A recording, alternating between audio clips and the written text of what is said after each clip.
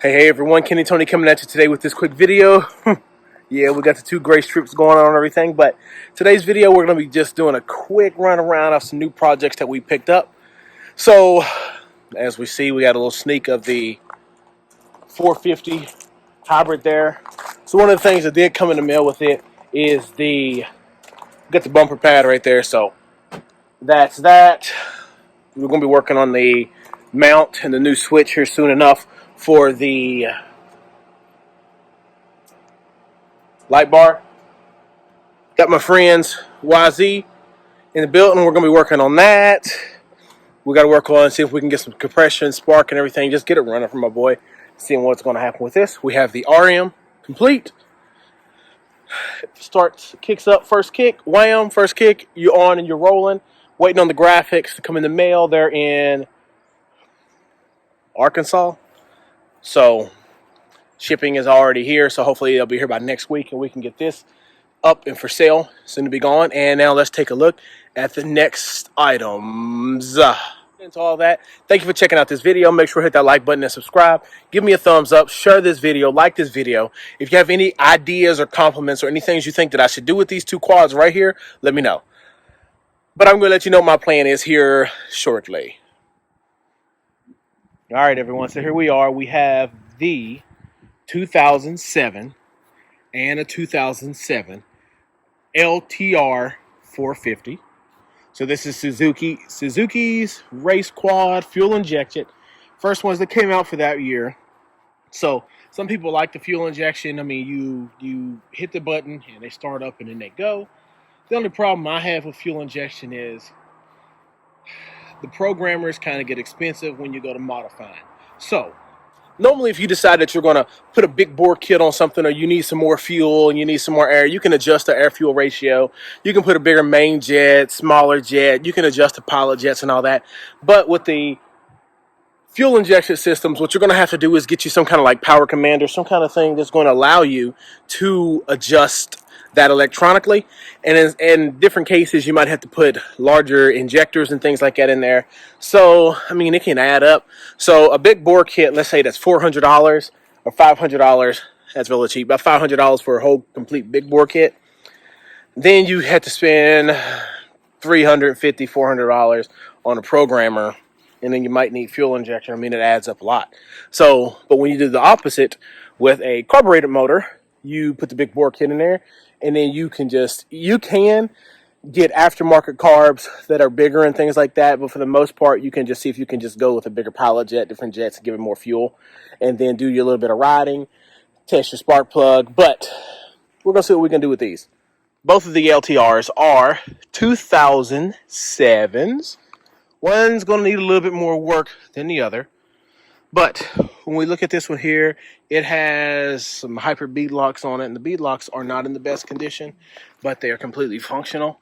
So I might look at just using these rings that we already have versus pricing out the price of new rings. I do have tires already coming for this quad here. Based off the VIN number, as I stated, coming across, it is an 07. Motor is in here complete. So I don't know what's going to be going on with it, if it's going to run, if it's not going to run. There is a battery in it. The guy stated that it ran, but it didn't run good. So he felt that there was like a fuel injection issue. So he took the fuel pump off and never put it back on, got another fuel pump, and then here we are, not working. So we're going to get this thing cleaned up. This is going to be the first one that we work on. So this is going to be the LTR 450 number 1, and that's going to be the 450 number 2. So what we're going to do is see what this is going to get us into. If we get into crazy finances, which I hope we don't, if we can keep this one relatively simple, it's going to get out the door. And what I mean by relatively simple is cleaning it up. I'm not sure what I'm going to do with the frame. Suzuki has a color matched paint.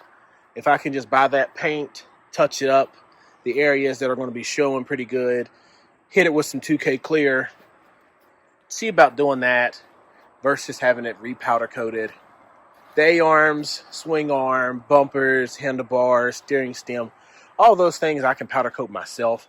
But the main thing is the main frame. I don't have any sandblasting that's going to be adequate to do a frame, and I don't have anywhere that I can powder coat that myself, and that's going to run out to be $250 in my area to get it done. Now over here, we have another one. Looks to need different kind of work. I'll be able to get by with the front tires. Back tires look like they did some burnout, so I'm going to have to get new back tires. This one has all the plastics, whereas this one doesn't have the gas tank cover and doesn't have the headlight cover here, but it does have the shrouds. Those are in a box in the house, those shrouds here. Both of them have everything on the handlebars, which some of it still is going to need replaced. These front brakes work, while as these ones don't. And the master cylinder looks like kind of rigged it to put a spacer in the wrong kind of screw in there. But we can see if we can get these to work. This lever assembly has got some butchering done to it. This one has less butchering, but still yet, I'll probably swap all those out. We're going to need a rear bumper for that one over there. Frames seem to be good. These wheels will get powder coated back to the aluminum color. Bumper, swing arm, everything back aluminum. The main frame is in the same position. Do I paint it or do I have it powder coated? If I have it powder coated, I might just go back either the factory color or just go back blue. We'll figure that out later. And this one does not have a top of the motor on it. So we're going to see what is included in the boxes that we have. Both have the rear calipers and all those things. Rear caliper. This one still has the park brake on it, to where that one does not have the cable or anything. It just has the setup to hook it all back up, but that'll come off and then we'll get like a brake block off put on there. This one's going to need another seat because it has a rip in it over there. This one over here does not have any rips, but you can see a little bit of shaping to it, but I don't really think that that's going to be no big issue. Over here, we need a radiator reservoir. And like I said, we'll figure out what's going to go with the top end and what these things are going to involve. So far, we just have the motor that's been opened. The cylinder is in there. It moves. Minimal. Play left and right. None up and down. So hopefully, I have the head in there. And I have the cylinder. Hopefully, it'll just require me to get a new piston and start building up. I see that you can replace these with Z400 ones. And we'll see if that's going to work for us. But overall, we're going to have our work cut out for us.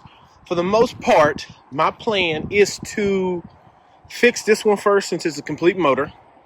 See what I can get done to it. See if it's going to have any compression. Check those normal, easy things out first. Then, once I get this done, I'm going to start swapping the electronics onto that one to make sure it's still going to run and all the electronics work. To make sure it's not going to be any electrical issues that I'm going to run into once I get this one back together.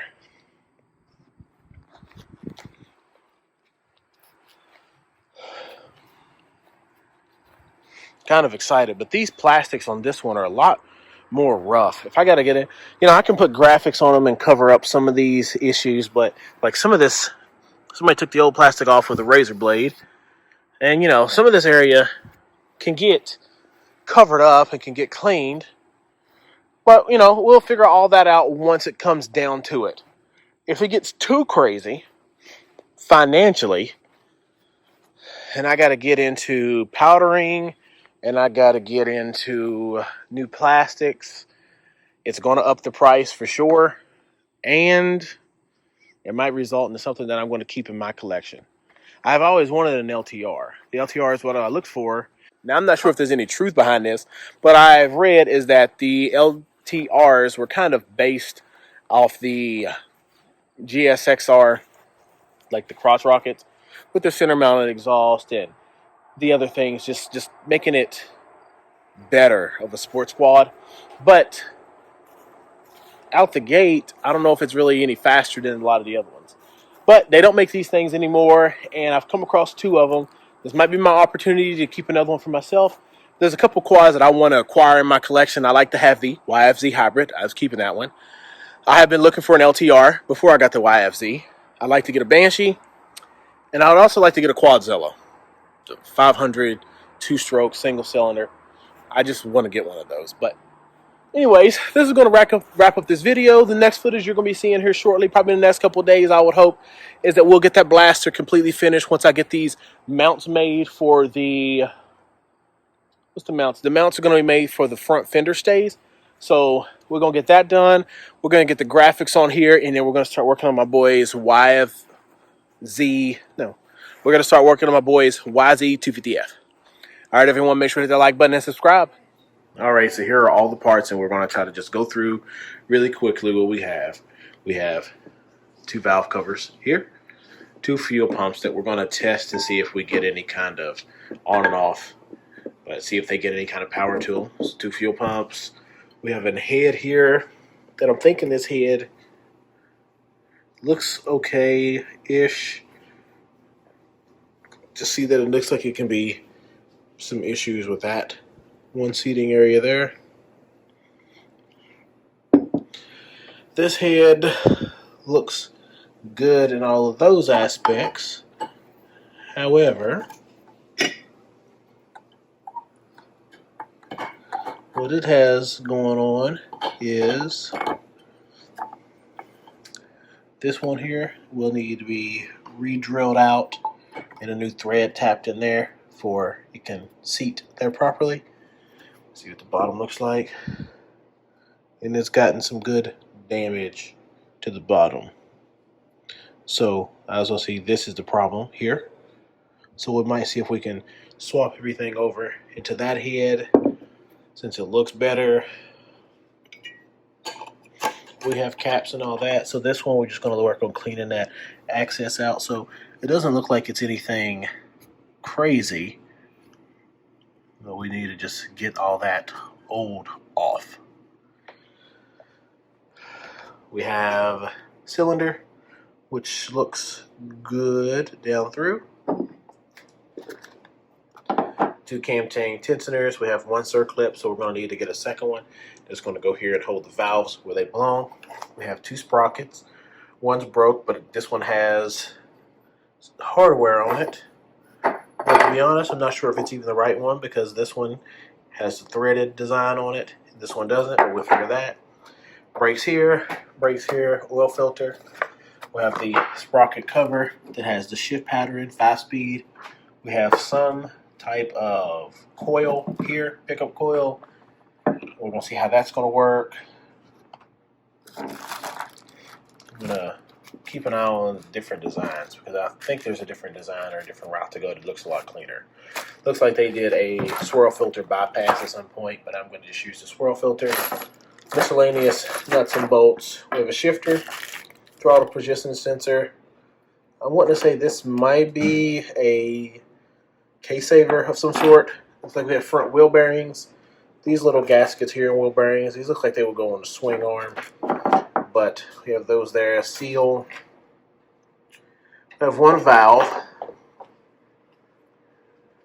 So that should be okay. We have 2 springs that fit in the, I'm thinking, exhaust side because they don't fit in the smaller ones. We have 4 shims, 3 of these little catches. We need 1 more. A couple stays, motor mount, brake. We have this is a cam chain guide. We have the valve that broke. So, a couple gaskets, rest of a gasket kit over here. We have the fuel line hoses. Right here we have the air box. That's about the majority of it. On this side, we just have a chain, which has minimal play to it, so we'll reuse the chain. These side covers are going to be reused and cleaned up. and we have the OEM header pipe. So for this quad, the second quad, it looks like we're going to just have to rebuild the head and get a piston, and then we'll be able to go from there and make sure everything is going to work and go decent. More than decent, go great.